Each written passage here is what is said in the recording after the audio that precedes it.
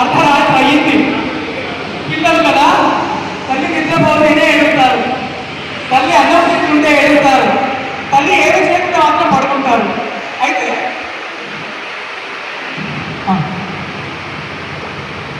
అయితే సరే, నా భార్య మా పిల్లలు మంచంలో పడుతున్నారు, నేను ఇంట్లో పడుతున్నానమ్మా. 12:30 అయింది మధ్యరాత్రి. ఏడ్చినాడు పిల్లోడు.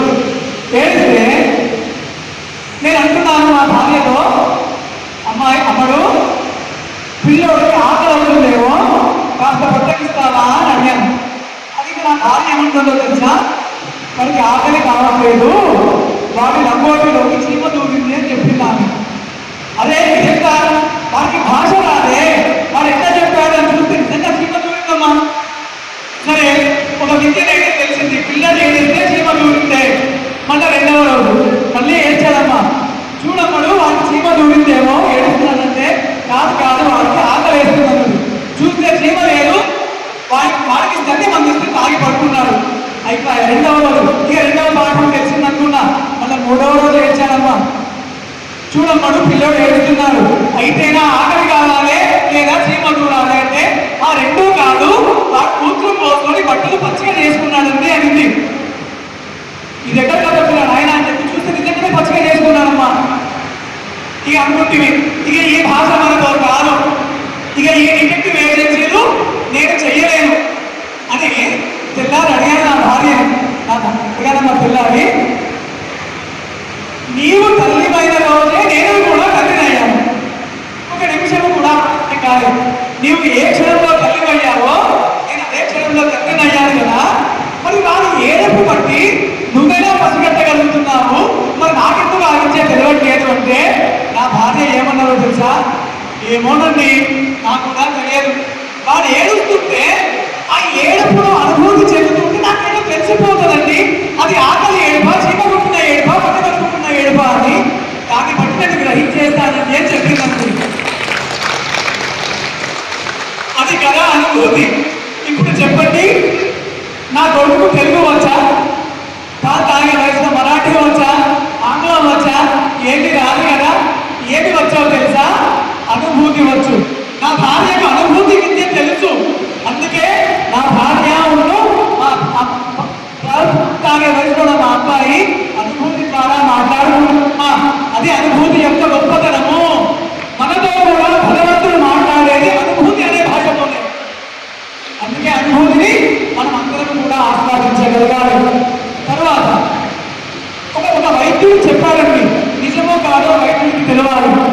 పిల్లలు ఏడుస్తున్నప్పుడు అక్కడి ఆకలి కేకలు బట్టి ఎంత ఆకలిగా ఉంటుందో పసిగట్టి అన్నే పాలు ఊరుతాయట నా తల్లి గుండెల్లో. పిల్లలకి బాగా ఆకలితో బాగా పాలు ఉంటాయట. ఆకలి కేకకు అనుభూతి చెందిన తల్లి హృదయంలో వారి ఆకలిని పూర్తి చేసేటువంటి పాలు అంత ప్రమాణంలో ఉప్పొంగుతాయమ్మా. ఎంత గొప్ప అనుభూతి విద్యనమ్మా, ఎంత గొప్ప అమ్మ విద్యనమ్మా అని. ఇదే ధ్యాన విద్య, ఇదే బ్రహ్మ విద్య. అనుభూతియే బ్రహ్మ విద్య, అనుభూతియే బ్రహ్మ యొక్క భాష. అందుకే ఇప్పటి నుంచి అందరము కూడా అన్నము ప్రతి మెతుకును అనుభూతిద్దాము. ఒక మనిషి మాట్లాడుతుంటే బ్రహ్మమే రూపంలో నాతో మాట్లాడుతున్నాడనేటువంటి అనుభూతిని బట్టి మాట్లాడతాము. అనుభూతి ఉండగలిగితే ప్రతి క్షణం కూడా ధ్యానమే అవుతుంది తల్లి. అంత గొప్ప అనుభూతమ్మా. చూడండి, ఇక్కడ ఎంతో మంది ఆడపడుచులు అన్నదమ్ములు ఉన్నారు. ఒక ఉదాహరణ చెప్పారమ్మా, అనుభూతి ఎంత గొప్పదో. మనము శ్రీ లలితా సహస్రనామ పారాయణానికి వెళ్తున్నాం కదా, శ్రీ విష్ణు సహస్రనామ పారాయణానికి సామూహికంగా ఎంతమందికి వెళ్తున్నామమ్మా. అమ్మవారి నామాలను పారాయణ చేసేటప్పుడు మరి అప్పుడు కూడా అనుభూతే ఉండాలండి. అమ్మను పూజించేటప్పుడు మన తల్లిని గుర్తు చేసుకోవాలి, అయ్యవారిని పూజించేటప్పుడు తల్లిని గుర్తు చేసుకోవాలి. వాళ్ళ ప్రేమను కనుక మనం అనుభూతి చెందగలిగితే అమ్మవారి నామమైనా అయ్యవారి నామమైనా దాటుకుంటుందమ్మా. అక్కడ కూడా అనుభూతియే. ఒక గొప్ప ఉదాహరణ చెప్పి ఇంకో టాపిక్ అందరికీ వెళ్తానండి.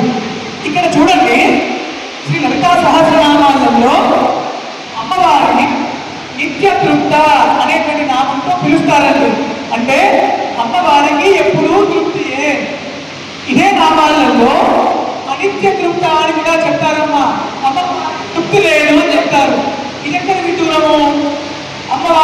తృప్తి ఉన్నదని చెప్పింది, అమ్మవారికి తృప్తి లేదని చెప్పింది. ఇదెక్కడి సాధ్యము అంటే నిజమేనండి.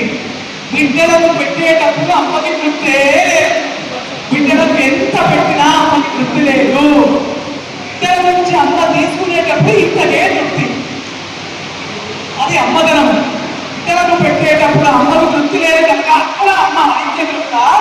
బిడ్డల నుంచి తీసుకునేటప్పుడు చిన్నదానికే తృప్తి, ఇక్కడ అమ్మ నిత్య తృప్త. మరి ఈ నామం చెప్పుకుంటేమే, మరి ఈ నామం ఉండబట్టాలి కదా. ఇక్కడ కూడా అనుభూతియే. అనిత్య తృప్త అనేటువంటి నామం గురించి చక్కటి ఉదాహరణ చెప్తానమ్మా. అనిత్య తృప్త అంటే ఏమి?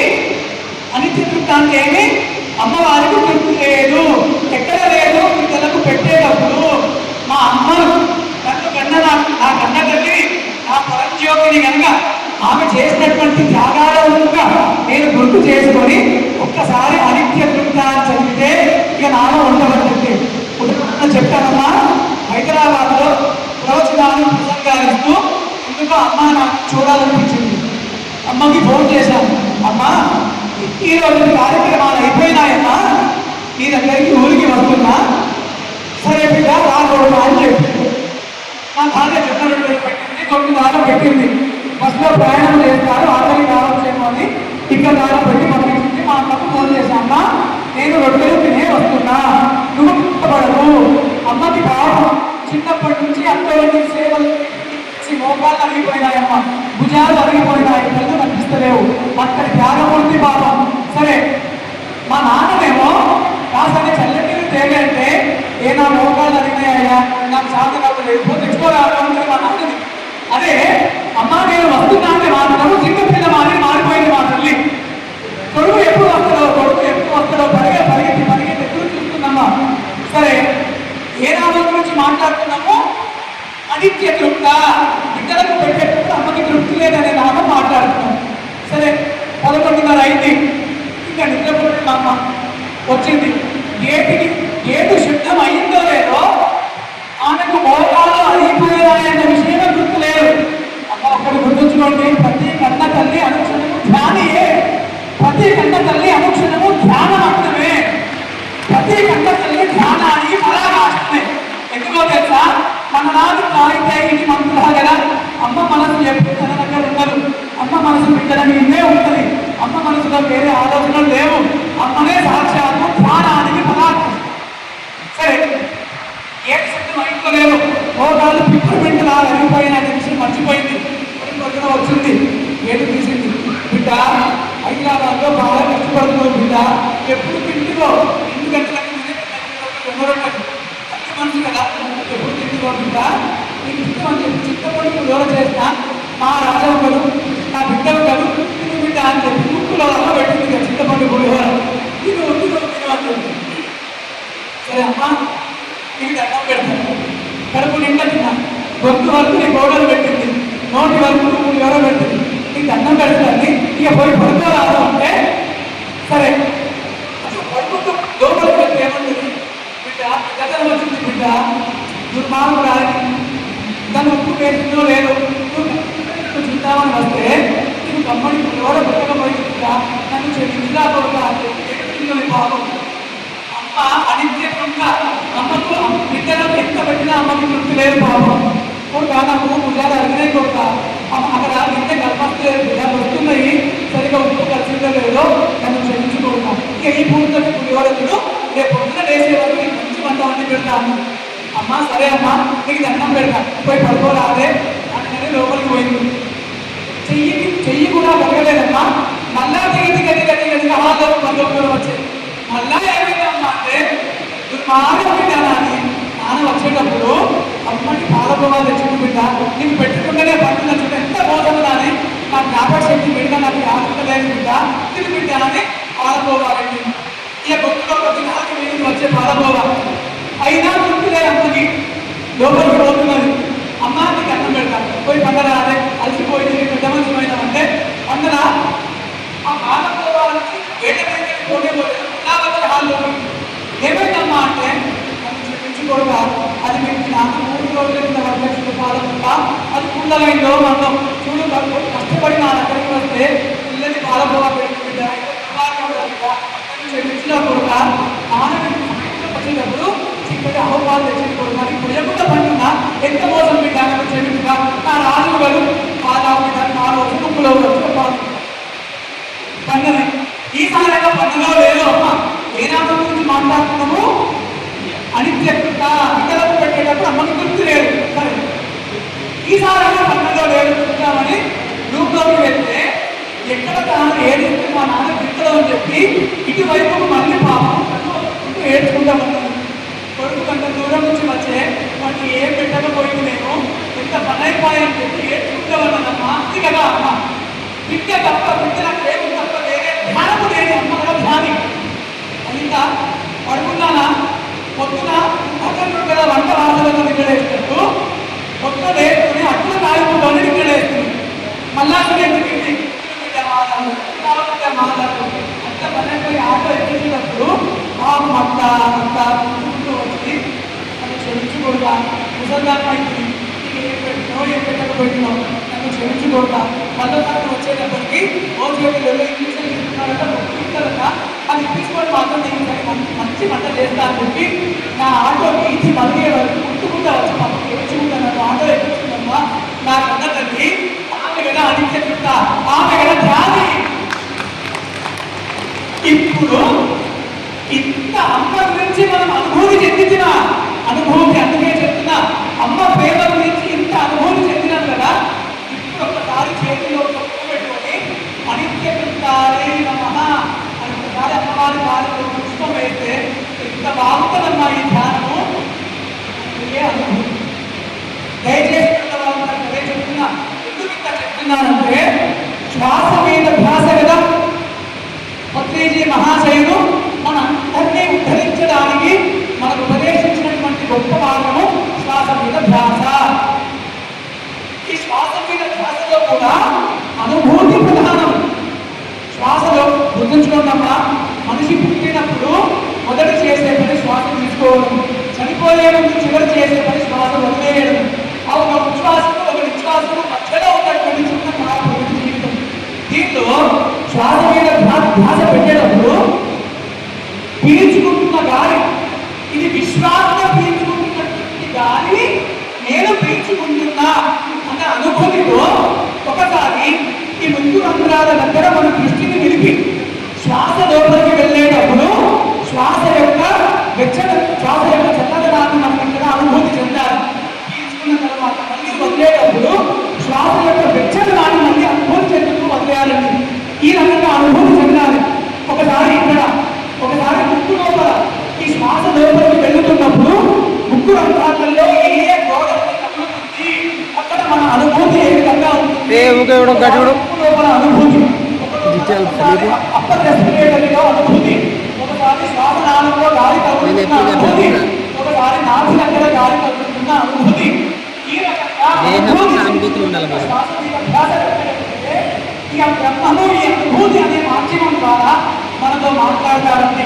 ఇదే బ్రహ్మం యొక్క భాష అనుభూతి యొక్క ప్రాధాన్యత ఇదే ఎందుకంటేనండి ఒకసారి శ్రీకృష్ణ పరమాత్ముడే సాక్షాత్తు చెప్తారండి భక్తులలో జాగ్రత్తగా వినండమ్మా ఏమని చెప్తారంటే కృష్ణ పరమాత్ముడు నాయనారా నేను ఎక్కడున్నానో తెలుసా అంటే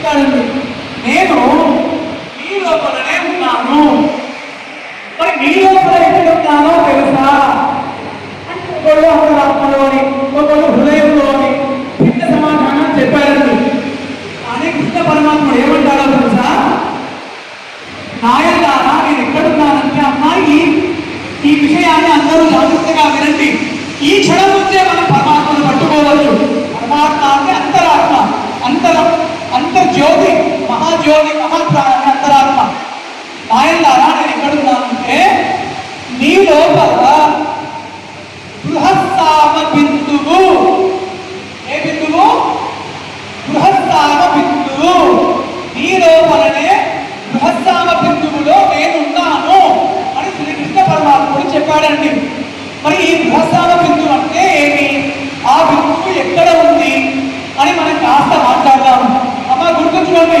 ఈ క్షణం నుంచి పరమాత్మను మనం అందుకోవచ్చు అయితే ఈ బృహస్సామ బిందువు ఎక్కడ ఉంటుందంటే మనము ఒకరందరూ వెన్ను నిటారుగా పెట్టి శ్వాసించండి అమ్మా. వెన్ను నిటారుగా పెట్టి అందరూ కూడా వెన్నును నిటారుగా పెట్టి శ్వాసించండి. నెమ్మదిగా కాలు పీల్చుకోండి. పీల్చుకున్నామా? గాలి పీల్చుకున్నాం కదా, పీల్చుకునేటప్పుడు ఒక పాయింట్ అక్కడ ఆగిపోతుంది కదా గాలి. అక్కడ మీరు తీసుకోవాల్సింది ఏమి ఉండదు. ఎందుకు? అప్పటికే ఊపిరితిత్తులన్నీ కూడా ప్రాణవాయువుతో నిండిపోతాయి కదా. పీల్చుకునేటప్పుడు శ్వాస తీసుకునేటప్పుడు ఏ బిందువు దగ్గర శ్వాస ఆగిందో ఆ బిందువును బృహస్సామ బిందువు అంటారు. శ్వాస తీసుకునేటప్పుడు ఏ బిందువు దగ్గర ఇక ఆగిపోయిందో ఆ బిందువును బృహస్సామ బిందువు అంటారు. ఇప్పుడు ఏం చేద్దాము? నెమ్మదిగా గాలి వదిలేద్దాము. వదిలేటప్పుడు కూడా మన నాభి డొక్కులోకి చేరుకొని అక్కడ ఒక బిందువు దగ్గర ఆగిపోతుంది. అక్కడ వదలడానికి ఏం లేదు. ఆ బిందువు బృహస్సామ బిందువు. ఆ బిందువు బృహస్సామ బిందువు. శ్వాస తీసుకునేటప్పుడు ఏ బిందువు దగ్గరైతే మనం ఆగిపోతామో ఆ బిందువును, శ్వాస వదిలేసేటప్పుడు మన నాభి కమలను డొక్కలోకి పోయి ఏ బిందువు దగ్గర శ్వాస వదిలేస్తే చివరిదవుతుందో ఆ బిందువు బృహస్సామ బిందువు. కృష్ణుడు అదే చెప్పాడు. నేను ఎక్కడ ఉన్నానంటే ఈ బృహస్సామ బిందువు వద్ద ఉన్నాను బిడ్డ అని చెప్పాడన్న. మరి మనం అందరం ఏం చేస్తున్నాము?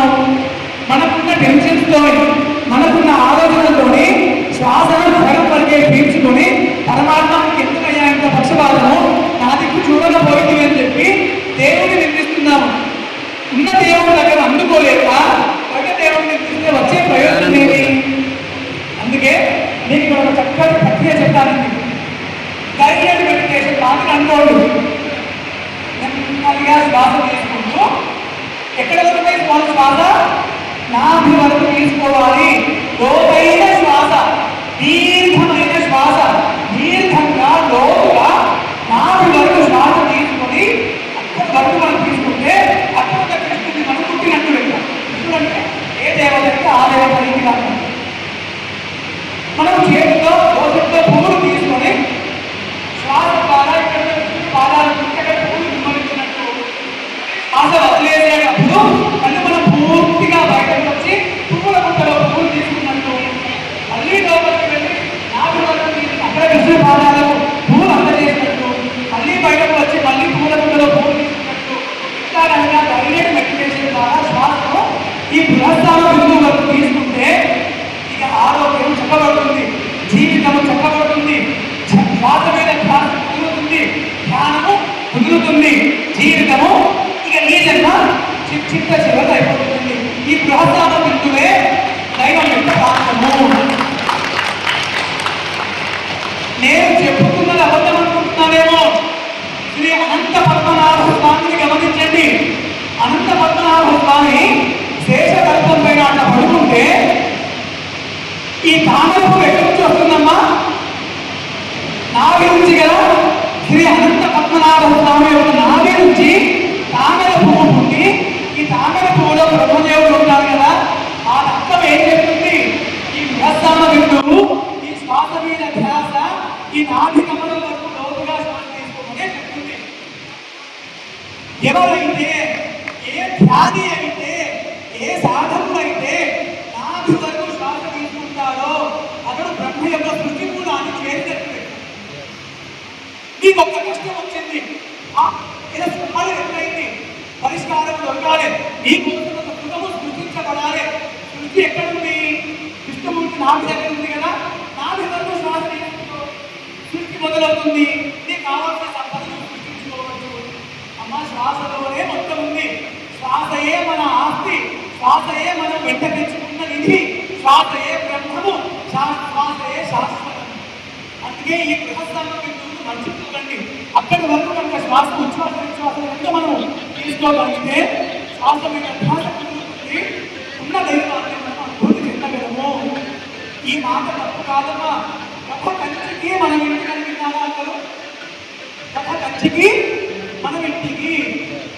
ఈ సామెతలో కూడా శ్వాస మీద ధ్యాసనే ఉంది. కథ కంచికి మనం ఇంటికి అనే సామెతలో కూడా శ్వాస మీద ధ్యాసనే ఉంది. ఏంటో తెలుసా? ఈ బయట అయోధ్య మధురామాయ కాశీ కాంచి అవంతిక పురీద్వారవతి చైవ సక్కైతే మోక్షదాయకం అంటారు కదా. బయట ఉన్న ఈ 7 మోక్షం అంటే మనలో ఉన్న 7 కుండలిని చక్రాలు. మన ఆజ్ఞా చక్రము వారణాసి కాశీ, మన హృదయ కమలము నాహత చక్రం అనాహత చక్రం అయోధ్య, మన నాభి కమలం కంచి. ఇక్కడ గుర్తుంచుకోండి, నాభి కమలం ఏ మోక్షకుని? కంచి. కథ కంచికి మన ఇంటికి అంటే ఎంతో తెలుసా? జన్మ జన్మలుగా మన పుట్ట మనం తెచ్చుకున్న కథ ఏంటి? మన శ్వాసయే మన కథ, మన శ్వాసయే మన కథ. అమ్మారు గుర్తుంచుకోండి, నేను ఒంటి మీద దిగేస్తున్న బంగారాలు, నేను ఊరవతల కొనుక్కున్న జాగలు, నేను బదుల మీద రంగాలున్న విద్యలు నాతో రాదు, నాతో వచ్చేది శ్వాస మాత్రమే. శ్వాస మాత్రమే నన్ను చిన్నగా సాగనిస్తున్నది.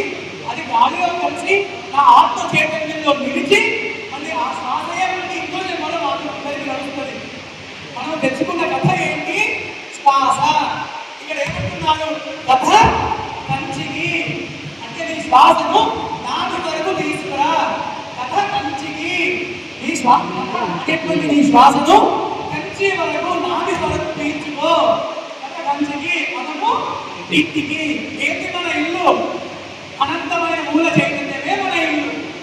కథ కంచికి పక్క వస్తే మనం ఇంటికి వెళ్ళిపోతామమ్మా. కథ కంచికి మన ఇంటికిలో కూడా ఉంది శ్వాస మీద. పత్రిజీ మహాశయుడు ఇలాంటివి ఎన్ని పట్టుకుంటే కదా మహానుభావుడు అయ్యాడు. ఇలాంటివి ఎన్ని పట్టుకుంటే కదా మనందరినీ నడిపిస్తున్నటువంటి మహాదీపమైంది ఆయన. ఇలాంటి ఎన్ని రహస్యాలను పరిశోధించితే కదా అంతటి మహా ధ్యాన సామ్రాజ్యం చక్రవర్తి అయ్యాడమ్మా. అందుకే మనం అందరం కూడా ఈ రోజు ఎక్కడికి పోదాము? కంచికి పోదామా? కంచికి పోదామా? ఏ ట్రైన్ ఎక్కాలి? ఏ బస్ ఎక్కాలి? రైల్వే స్టేషన్కి పోయే పని లేదు. ఆ ట్రైనే మన దగ్గరికి వస్తుంది. శ్వాసయే ట్రైన్. ఈ ట్రైన్ వాడాలి. ఒక్కసారి వాడడం చేసి కంచి వరకు శ్వాసగా వెళ్దాము. గత కంచికి అయితే మనం ఇంటికి వెళ్ళిపోతామమ్మా. ఇక జన్మలు ఎత్తే దౌర్భాగ్యము రాదుగా. ఇంకెందుకు చెప్పాలమ్మా బైపాస్? ఇంకెందుకు చెప్పాలి బైపాస్? జన్మకు వచ్చేటప్పుడేమో పరమాత్మ నన్ను క్షమించయ్యా, నేను మోసగాన్ని, ఎన్నో మోసాలు చేసి జన్మ ఎత్తి ఈసారి ఇక జన్మ వర్తమాన స్థితికి వెళ్తాను. ఈసారి మాత్రము జన్మ వర్తమాన స్థితికి వెళ్తానికి మాటిస్తుంది. మళ్ళీ జన్మలో వచ్చిన తర్వాత మాత్రము మాట తప్పి నా ఇష్టం పోతే నేను పంపిణీ ఇన్ని జన్మలో మాట తప్పాలి, ఇంకెన్ని జన్మలు మోసగాళ్ళ లెక్క మనం వెళ్ళిపోవాలి. ఇక ఈసారైనా మనము అనంత పద్మనాభ స్వామిగా మారుదాము. ఈసారైనా మనము గత కంచికి పుట్టపోదాము. మనము మన ఇంటికి వెళ్ళిపోదాము. అమ్మా నిజంగా శ్వాస మీద ధ్యాసలో ఇన్ని రహస్యాలమ్మా, ఇన్ని రహస్యాలు. నేను ఒక 2 విషయాలు ఆశ్చర్యకరమైన విషయాలు చెప్తానమ్మా. నాకే నమ్మశక్యం కాలేదు. ఒక దగ్గర చదివానండి, స్వాధ్యాయంలో పుస్తక పఠనంలో చదివితే దానిలో ఏం రాసిందో తెలుసా? ఒక ఆయుధాలను తయారు చేసే కర్మాగారం కనుక, జాగ్రత్తగా వినండి, ఆయుధాలను తయారు చేసే కర్మాగారం కనుక ఒక్క 5 నిమిషాల మూత పెడితే, ఆయుధాలను తయారు చేసే కర్మాగారాన్ని 5 నిమిషాల మూత పెడితే 150 పడక గదులున్న ఆసుపత్రులను 5 సంవత్సరాలు ఉచితంగా వైద్య సేవ చేసేంత డబ్బులు మిగులుతాయి. ఒక్క 5 నిమిషాలు ఆయుధ కర్మాగారాన్ని కనుక మూత పెడితే అక్కడ మిగిలిన డబ్బులతోని 150 పడక గదులున్న ఆసుపత్రి ద్వారా 5 సంవత్సరాలు ఉచితంగా చేయొచ్చుగా. అంత డబ్బులు మిగులుతాయన్నమాట. మరి అందరము ధ్యానమైతే, అందరము శ్వాసనే నమ్ముకుంటే, అందరము శ్వాస మీద శ్వాసనే పెట్టితే ఆయుధాల కర్మాగారాలకు పని లేదు కదా. దేశంలో యుద్ధాలు లేవు కదా, దేశాల మధ్యలో సరిహద్దులు లేవు కదా, వసుల అనేటువంటి మాట నిజమవుతుంది కదా. ఎంత బడ్జెట్ మిగులుతుంది, ఎంతమంది నిరాశ్రయులకు పూర్తిగా కల్పించవచ్చు. ధ్యానము కావాలమ్మా. ఇంకో మాట కూడా నేను విన్నానండి, ఏంటంటే జాగ్రత్తగా మిత్రులారా, ప్రపంచంలో ఉన్నటువంటి 800 సుమారు 800 కోట్ల జనాభా ఒక్క నిమిషము, జాగ్రత్తగా వినండి, ప్రపంచంలో ఉన్న జనాభా అంతా కనుక ఒక్క నిమిషము ఆపితే భూగోళం 1000 సంవత్సరాల ముందరికి పొందవిస్తుంది. ప్రపంచంలో ఉన్నటువంటి యావత్ జనాభా ఒక్క నిమిషము ఆలోచన లేని ధ్యాన స్థితిలో ఉంటే ఈ భూమండలము 1000 సంవత్సరాలు పరిణామ దశలో ముందరికి వెళ్తారమ్మా. మరి అందరము ధ్యానులమైతే, అందరము శ్వాస మీద ధ్యానం నిలిపి అందరము ధ్యానులమైతే, అందరము ఒక్క గంట ఆలోచన లేని స్థితిలో ఉంటే ఒక్క గంటలో ఈ భూమండలము 10,000 సంవత్సరాలు ముందరికి చేరుకుంటాం చెందుతుంది. అంటే ధ్యానము చేయడం అనేది ఏదో కాలక్షేప వ్యాపకం కాదండి. ధ్యానము చేయడము జన్మ కర్తవ్యము, ధ్యానము చేయడము జన్మ బాధ్యత. మనము ధ్యానులం అయితేనే భూమండలానికి అసలైన ప్రశాంతత దొరుకుతుంది. ఇంత గొప్ప అంశాలను మనందరికీ అందించినటువంటి పత్రిజీ మహాశైలకు నిజంగా ధన్యవాదాలు సమర్పించినారు. అమ్మ పత్రిజీ గారు ఎక్కడున్నారమ్మా? ఇప్పుడు ఎక్కడున్నారు? బిందువులో ఉన్నారు. మరి ప్రతి శ్వాసలో దీర్ఘంగా లోతుగా నాభి కమలం వరకు శ్వాస తీసుకుంటే పత్రిజీ మహాశైల పాదపద్మములకు పుట్టినట్టే. ఆయన చెప్పాడు, నా ప్రియాత్మ బంధువులారా, మిమ్మల్ని వదిలి నేను ఎక్కడికి పోలేదు. మరి ఆయన ఎక్కడ నివాస యోగ్యంగా ఉన్నారో తెలుసా? లోతుగా దీర్ఘమైన శ్వాసలో నాభి కమలము దగ్గర, ఈ అద్భుతమైనటువంటి కాంచీపురమైనటువంటి నాభి కమలము దగ్గర పత్రిజీ గారు ఉన్నారండి. మన శ్వాస ద్వారా అతన్ని కనుక మనం అందుకోగలిగితే ఇక జీవితము సంపన్నము. 3 కాలాలు 6 ఋతువులు సుభిక్షము, ఇక భూగోళము శాంతము. కాబట్టి ఇంతటి ధ్యాన మహాయజ్ఞానికి వచ్చినందుకు నిజంగా ఒక్కటి గుర్తుంచుకోండి, శ్వాసను నిలిపి అందరూ ధ్యానులైతే ప్రతి గుండె గర్భముడి అవుతుంది, ప్రతి గృహము దేవాలయం అవుతుంది, ప్రపంచం ఒక పుణ్యక్షేత్రం అవుతుంది. లేవు, దేశాల మధ్య యుద్ధాలు లేవు, ఏ వైషమ్యాలు లేవు. అంతటి మహనీయతను సిద్ధింపజేసేది శ్వాస మీద ధ్యాస. కాబట్టి ఆత్మబంధువులందరికీ తెలిపేది ఒకటే, ఇక్కడైనా మించిపోలేదు. ఇప్పటికీ అనంతాలను శ్వాసింపజేస్తూ అనంతాలకు అన్నం పెడుతూ ఉన్నటువంటి ఆ పరంజ్యోతి మన బృహత్తామ బిందువులో ఉంది. శ్వాస మీద ధ్యాస నిలిపి శ్వాస లోపలికి వెళ్ళేటప్పుడు శ్వాస గోడల్లో ఎక్కడెక్కడ తగులుతుందో అనుభూతి చెందుతూ ఈ నాభి గమనం వరకు దీర్ఘంగా లోపగా శ్వాస తీసుకుని శ్వాసను వదిలితే, శ్వాసను పెడితే అదే మహాధ్యానము. ఈ శ్వాసనే మనకు సంస్కృతంలో హంస అంటారండి. హంసలు అంటారు. శ్వాసకున్న మరో పేరు హంస. ఎవరైతే ఈ బృహత్తామ బిందువు వరకు అంటే నాభి గమనం వరకు దీర్ఘంగా శ్వాస తీసుకుని వదిలేస్తారో వారే పరమహంసలు అవుతారు. నేను ఒక్క సలహా ఇస్తాను మీ అందరికీ. చెడు మాట అనుకోరు కదా, ఈ మనిషి ఏమయ్యా తప్పు మాట చెప్పుకుంటాను అనుకోరు కదా. నేటి నుంచి అందరూ కృష్ణారు కండమ్మా, టెన్షన్ లేదుగా. అది ఇదేంటయ్యా, మనిషికి మాట్లాడితే మంచి మాట చెప్తారు కృష్ణాలు కమ్మంటున్నారని పంచేటప్పుడు వేరుడు కండి, శ్వాసను ఖర్చు చేసేటప్పుడు కృష్ణార్జునండి. శ్వాసను ఖర్చు చేసేటప్పుడు కృష్ణార్జునం పాటిద్దాము, శ్వాసల సంఖ్య తగ్గిద్దాము. లోతుగా దీర్ఘంగా శ్వాసను తీసుకుంటూ శ్వాసల సంఖ్యను తగ్గించగలిగితే ఆ విషయంలో కృష్ణార్జునం అయితే మహాయోగం కాదు. పంచేటప్పుడు కుబేరుడు కండి, శ్వాస సంఖ్య తగ్గించేటప్పుడు కృష్ణార్జునం. ఎందుకంటేనమ్మా చాలా గొప్పది ఈ శ్వాస విద్య.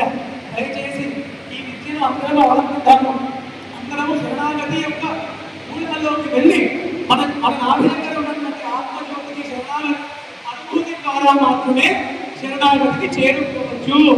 కాబట్టి ఆత్మ బంధువులందరికీ నమస్సులు. దాకా రావడం, ఇక్కడ అందరితో మాట్లాడడం నిజంగా సాహసమేనమ్మా.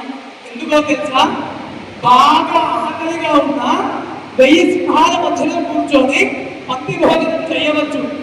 బాగా ఆకలిగా ఉన్న 1000 సింహాల మధ్యలో కూర్చొని పంక్తి భోజనం చేయవచ్చు. అది సాహసం కాదు. హిమాద్రిని కలిగించి గిన్నెలో పట్టవచ్చు. అది సాహసం కాదు.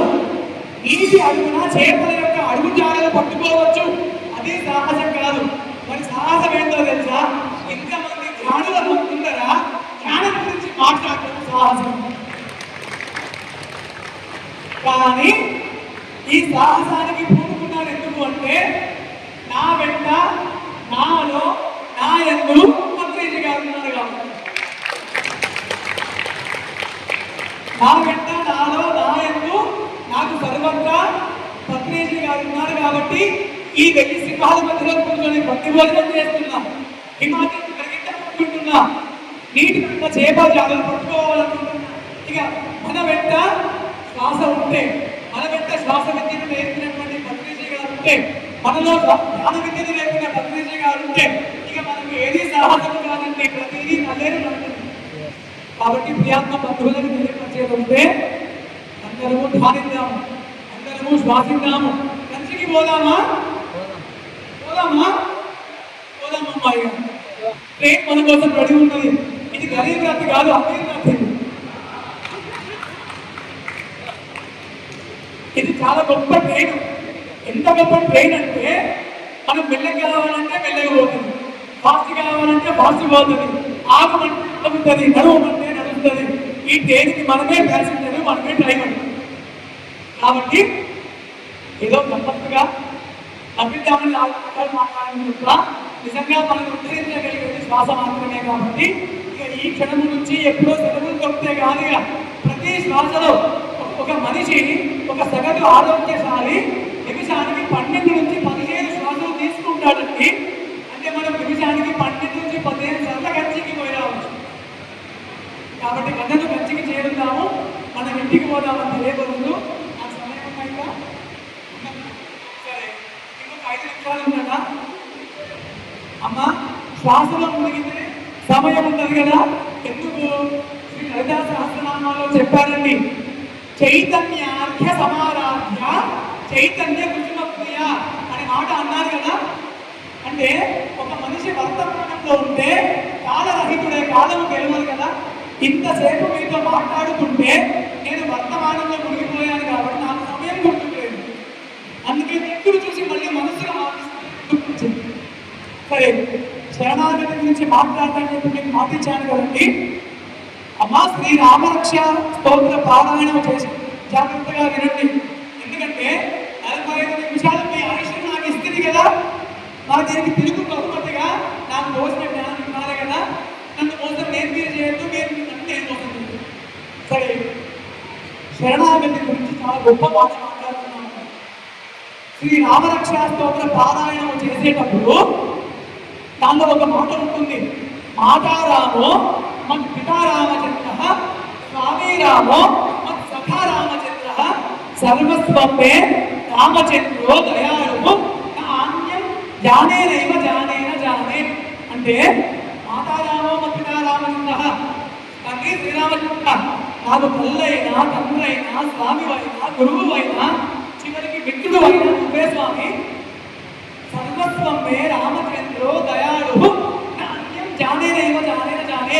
ఇక నీకు తప్ప నాకు వేరే తెలియదు అని మనము శ్రీరాముడి దగ్గర అన్నింటిగా అంటున్నాము కదా. శ్రీరాముడి గుడికి వెళ్ళి, తండ్రి రామచంద్ర ఆ కష్టాలు తీర్చవయ్యా, నాకు నువ్వు తప్ప వేరే దారి లేదయ్యా, నాకు నువ్వు తప్ప అన్యమైన మార్గము లేదయ్యా అని చెప్పి రాముడి దగ్గర వెళ్ళి గుడి పెట్టు దిగేటప్పుడు నా కష్టం తీరుతుందో తీరదు, నా కొడుకు ఉద్యోగం వస్తుందో రాదో, నా కొడుకుకి పెళ్ళవదో అయిపోయి, నువ్వు తప్ప ఏం తెలియదు అని చెప్పి అక్కడ లెక్క పెడుతుంది. పెట్టు దిగేటప్పుడు 15లో కాదు అని చెప్పి సంజాయపడుతుంది. ఇది ఎక్కడ భక్తి? ఇది శరణాగతి భక్తి కాదు. శరణాగతి భక్తి అంటే ఎట్లా ఉండాలో తెలుసా? తల్లి ఒడిలో పసిబాలుడు తల్లి స్తన్యములు తాగుతున్నప్పుడు ఎంత నిర్భయంగా ఉంటుందో అంత నిర్భయంగా మనం ఉండగలిగిన రోజే శరణాగతి భక్తి. అంత నిర్భయంగా దైవానికి నమస్కరించిన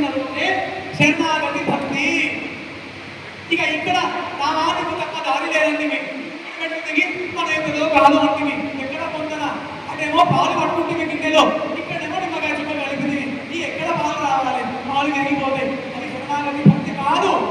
శరణాగతి భక్తి గురించి చక్కటి ఉదాహరణ చెప్పి ఆ ఈ ప్రసంగాన్ని ముగిస్తానండి. శరణాగతి భక్తి అంటే అందరికీ తెలుసమ్మా. ద్రౌపది వస్త్రాపహరణ తెలుసు కదా, ద్రౌపది వస్త్రాపహరణ. సరే, కౌరవ సేన ద్రౌపది దేవిని పాండవ కుటీరం నుంచి లాక్కొని వస్తున్నారన్న, వస్త్రాపహరణ చేద్దామని దుర్బుద్ధితో అన్నా అన్నా అన్నా కృష్ణ కృష్ణ కృష్ణ అని ఏడ్చిపోతారు. ద్రౌపది కన్నీరు గుండీరైంది, రాలేదు.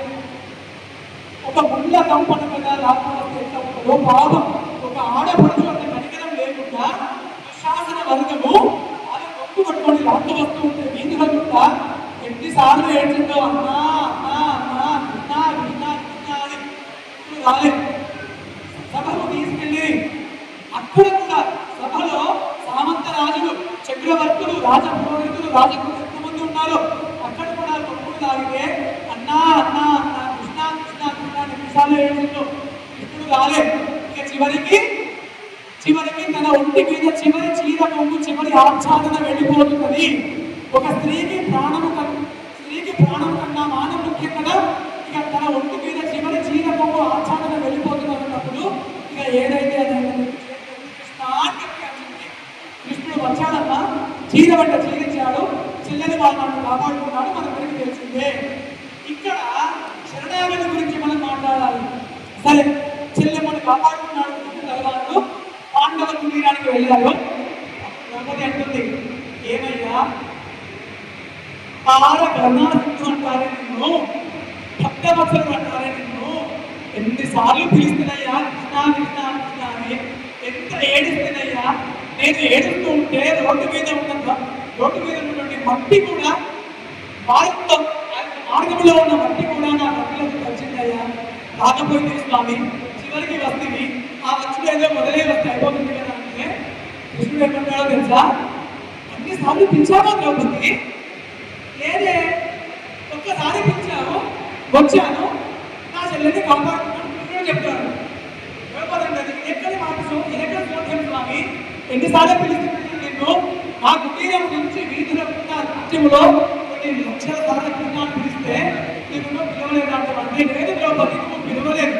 ఒక్కసారి కృష్ణ అని ఎలుగెత్తి పిలిస్తేవి, వచ్చినా కాపాడుకుంటా అంటే ద్రౌపది ఏడుస్తుంటే అప్పుడు కృష్ణుడు అంటాడమ్మా, ఈ మాట జాగ్రత్తగా వినండి, దీంతో నా ప్రసంగాన్ని ముగించేస్తా. అప్పుడు కృష్ణుడు అంటాడు, ద్రౌపది నువ్వు పిలిచావు, ద్రౌపది నువ్వు పిలిచావు, కృష్ణాన్ని పిలుస్తున్నావు వద్దు అని మూసేస్తున్నావు, కృష్ణాన్ని పిలుస్తున్నావు మూసేస్తున్నావు, కృష్ణాన్ని పిలుస్తున్నావు ద్వారం మూసేస్తున్నావు అంటే నేనెందుకు ద్వారం మూస్తానయ్యా, మానం కాపాడుకునే కృష్ణాన్ని పిలిస్తే మా తల్లి కృష్ణ అని పిలిస్తుంది. మొదలు వస్తాడో రాడో అనుకో సంశయం పెడుతుంది, అట్టం తర్వాత బంద్ చేస్తుంది, ఎక్కడ రావాలి కృష్ణ పిలుస్తుంది. ఎంతో మంది ఋషులే పిలుస్తారా, ఎందుకేం పిలిస్తే వస్తారా అని సంశయపడుతుంది, తర్వాత బంద్ చేస్తుంది. కృష్ణ పిలుస్తుంది, ఇన్నిసార్లు కృష్ణ రాగమాయా ఇప్పుడే వస్తాడో ఉంటుంది, దర్వాజా బంద్ చేస్తుంది.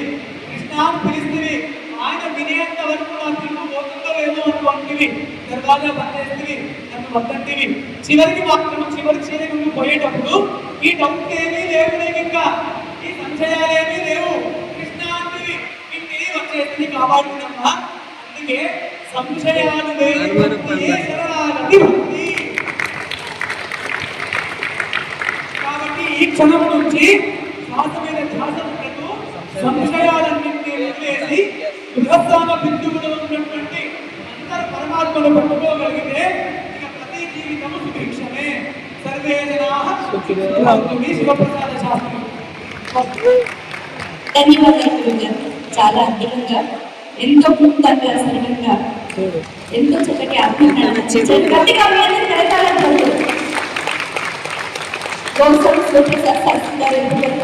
ఎంతో అద్భుతమైన ఆత్మ